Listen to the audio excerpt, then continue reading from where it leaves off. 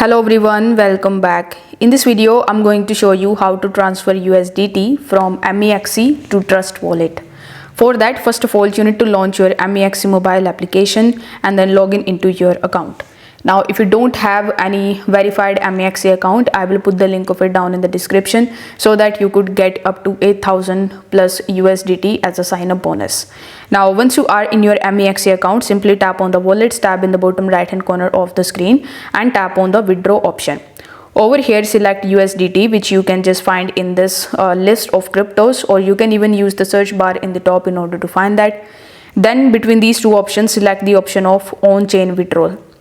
Once you do that, you will find this type of form which you need to fill out with withdrawal address. So in order to get the address, you need to launch your Trust Wallet mobile application, and here in the top right hand corner, simply search for USDT. Now, once you are able to find USDT, you need to select which network you want to use the USDT for. So let's say you have selected USDT Ethereum, that is ERC20. So after selecting it, simply tap on the receive option, and this is your USDT ERC20 network of USDT. So you can copy it from here, then go back to your MEXC account and paste the address in this section.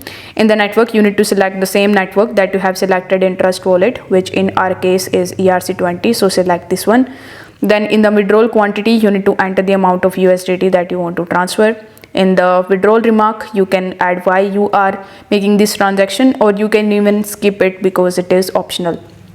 Then tap on the confirm option in the bottom right hand corner. On the next page, you need to review your details, and once everything is correct, simply confirm your transaction. Now, once your transaction is completed successfully, within just 5 minutes, you are going to receive your USDT from MEXC to your Trust Wallet.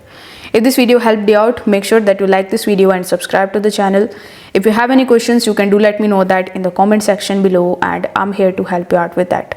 Thanks for watching.